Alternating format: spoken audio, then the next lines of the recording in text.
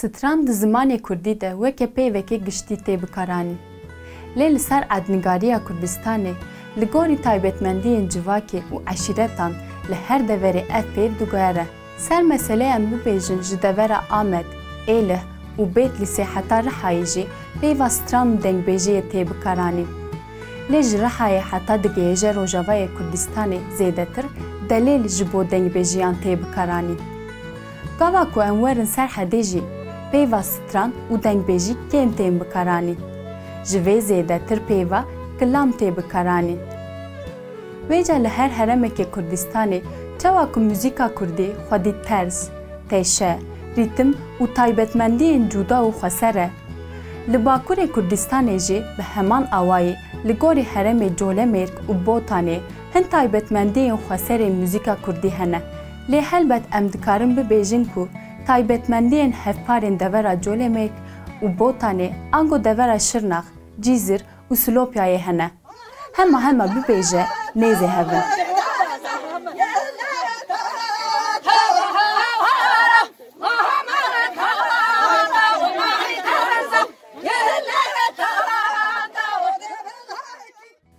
Colemêrg zêdetir wekî heremekê berfireh di nava Behtînanê de cih digire. Ji bo ku em formê muzîkê diyar bikin, divê em behsa sînorên Colemêrgê bikin. Sînorên Colemêrgê yên li gorî dîroka Kurdî dikarin wiha bên destnîşan kirin. Ji Şemzînanê heta Urmiyeyê, deriyê Hesen û Çelê, yanî Şemzînan ji Rûbarokê bigire û tê Çelê digêje heta Êlkê, bêşeba pişî di nava sînorên Colemêrgê de ye. Tu ji vê derê tê navçeyê îro ku li gorî sînorên fermiyên dewletê jê re dibêjin Mix û Şax, ev jî di nav sînorên Colemêrgê de ne. Dema ku tu li wan her du navçeyê mêze bikî, taybetmendiyên wan yên kulturî û keleporî, an jî dema mirov bi devoka ku tê bikaranîn re rû bi rû dimîne û forma muzîkê ya heyî dibihîze, mirov tê derdixe ku ev dever bi ser Colemêrgê vê ye. Wêca em dikarin bibêjin ku di nav muzîka Bakur û heta temamiya Kurdistanê de hin taybetmendiyên xweseriyên muzîka Botanê û Colemêrgê hene. Li deverên dinên me behs kirin, du peyv herî zêde tên bikaranîn. Yanî form an jî kategorîzekirinên stranan zêde tune ne. Taybetmendiya Botanê û Colemêrgê xwe li vê derê nîşan didin. Yanî stranên ku hatine gotin, li gorî mijar, rêz û tarzên daretina gotinan û li gorî karên ku di nava civakê de rojane tên kirin, hatine kategorîzekirin, yanî form dane diyar kirin. Hey peşkoy bisto şaşır hele zozal hele zozal peşkoy bisto şaşır hele zozal berxecavan. Çawa form dane diyar kirin. Em bibêjin li Amedê ji hemû teşeyên melodîk re dibêjin stran an jî dengbêjî. Wekê din navek an jî dabeşkirinek tune ye. Mînak li Colemêrgê peyva lawje heye. Ev peyv hemû formên stranan vedigire nav xwe. Li gorî hîn deveran lawje tenê bi serê xwe formeke stranê tê qebûl kirin. Peyva lawje ji lewkirina du peyvan tê. Law, xweşikbûyîn, tiştên hêja, baş, lawje jî wêjeya xweşik e. Li Botanê jî formkirineke wekî heyranok, payîzok, berîteyê heye. Bi taybetî li devera Colemêrgê rêbazeke berfireh ji bo stranan dane ava kirin. Mesela stranên serşoyê hene.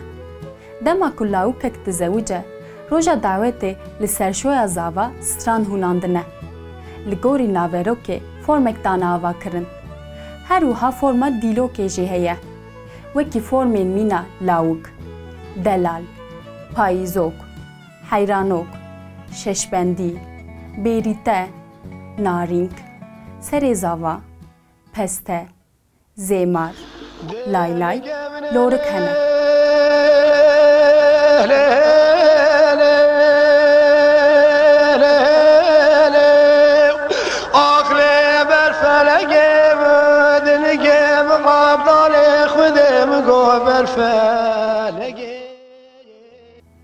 Mesela serîlek heye.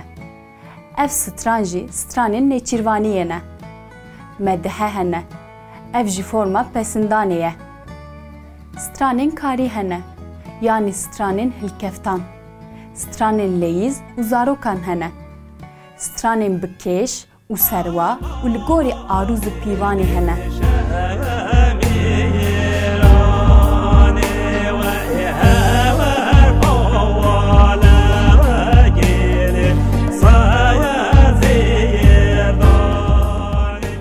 Danê heveke formana berfireh heye. Helbet ev form ne li gorî teoriya müzîkê, nota, qalibên rîtmê û teknîka müzîkê ne. Zêdetir li ser mijarê ne. Şeşbendî çi ne? Şeşbendî stranên dîwan in. Dema ku li dîvanekê li hev dicivin, çend kes dibêjin û çend kes jî heman gotinan dubare dikin.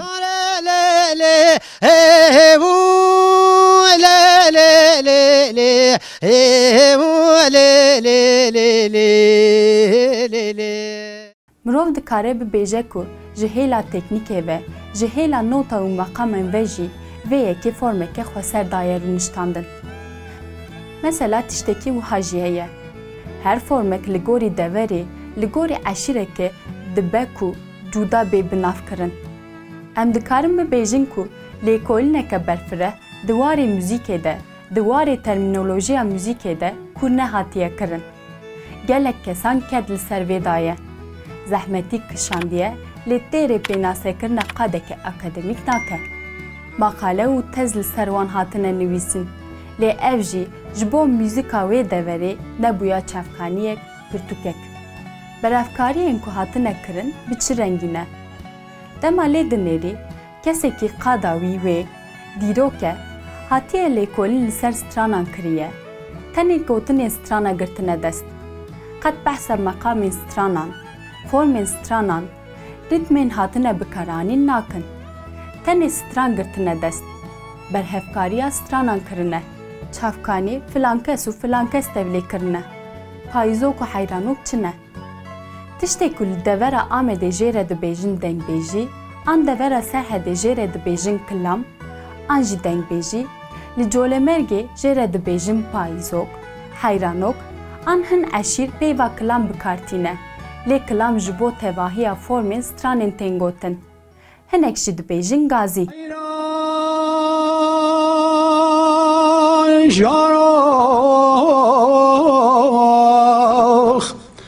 Manevze kuligete demire hay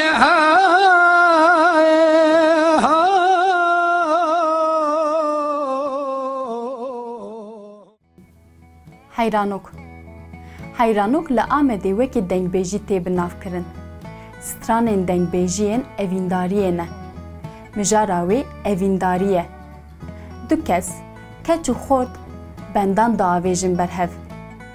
Çûyîna zozanan, bax û bistanan, gundan, dawet û şahiyan de, dema ku hev dibînin, dibin evîndarê hev û heyranok diavêjin berhev. Bendên wê jî serbestin. Ji hev cuda ne. Ji ber ku her du kes jî li gorî hestên xwe bendan dibêjin. Helbet em tenê nikarin bibêjin navbera evîndariya du kesan de ye. Em dikarin bibêjin ku kesek dikare di heman demî de evîndariya xwe li hemberê xwezayê bîne ser ziman. Lê taybetmendiya heyranokê evî ne. Aynı güzel koyoni Aile vazib tana kiraseki kitoyoni Az malhamat serdili kortulavoni Payîzok. Payîzok weke ku ji navê wê jî diyar e stranê xerîbiyê ne. Navê xwe ji demsalê girtiye. Em dibînin ku dema payîzê li her derê îda gîha dibihên, gul sosin dibihên, dar hêdî hêdî pelên xwe diweşînin. Yanî xweza rengê xwe ber bi xerîbiyê ve dibe. Vê têgehê navê xwe ji vir girtiye. Wate û naveroka stranê bi xwe jî bi vî tarzî we rêve diçe.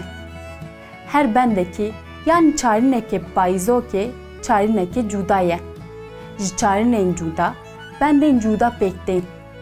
Di nava wî de xerîbî heye, mirin heye, di nava destpirtiyan, evîndaran da weqetîn heye û koç heye. Dema ku eşîr an jî xelkê deverê diçûn zozanan, ji zozanan ve digeriyan, keçi xortên wan ên ku bûbûn evîndarên hev û nedigihîştin hevdû, ben diavêtim berhev. Du kes an jî kesek bi tena serê xwe bend li du hev rêz dike û ev bendên xerîbiyê ne. Rengê mirinê, rengê durbûnê, rengê êşê di nav vê formê de heye û bêrî time. دبوا خلقو عالمان نبی محمد دوست دنیا را خواهد کرد. چند قانون عراق در دفع دنیای های دلال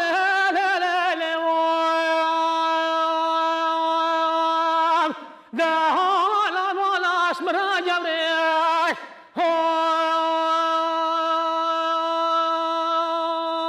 خیلو دلال هیلو دلال هیلو دلال هیلو دلال. تایبەتی مەقامên payîzok û heyranûkan gelek dişibin hev. Meqamên tên bikaranîn zêdetir, rast, hîcaz, hîcazkar, eceme û her wiha meqamên beyad jî tê bikaranîn. Taybetmendiyeke dina payîzokan jî berfirehiya oktavê ye. Oktava deng berfireh e. Derketina tîzê û ji nişka ve daketina pesê gelek diyar e. Zêde derdikevî tîzê û ji nişka ve da dikevî pesê. Ev tişt ji bo meqam û forma oktava heyranokan jî derbastar e.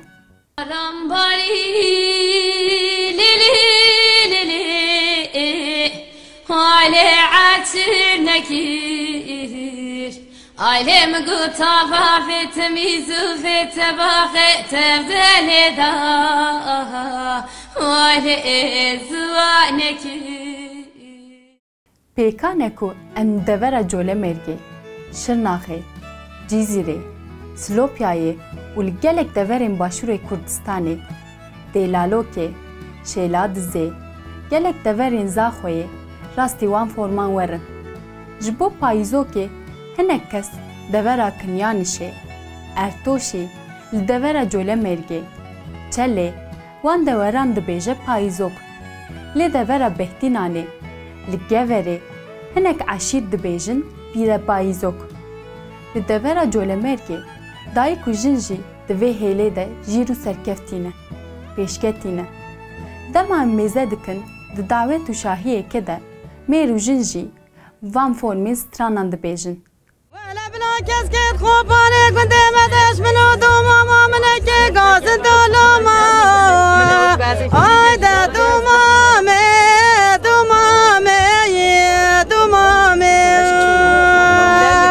ay zari kubare vaskulame mere dumama vasate meserbete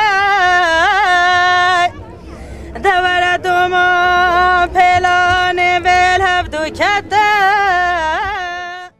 Ji xwe payîzok û heyranok anha herî zêde di şahiyan de tên gotin.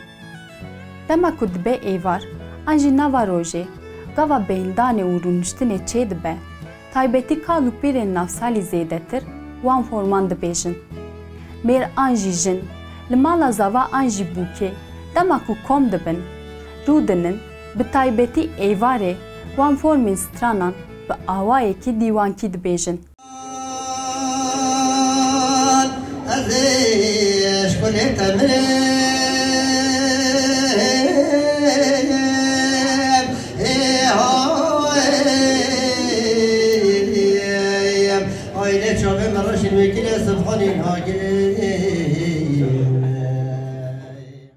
Tabi formên dinê mesela şêşbendî jî li vê deverê bi awayekî dîwankî tê gotin. Bandora taybetmendiyên eşîrî, çandî, aborî, dînî, jiyana rojane, şahiyê, dîlanê, mirinê û şînê li ser meqam û tarzên wan jî heye. Têkiliyeke xurt di navbera stran û govendê de jî heye.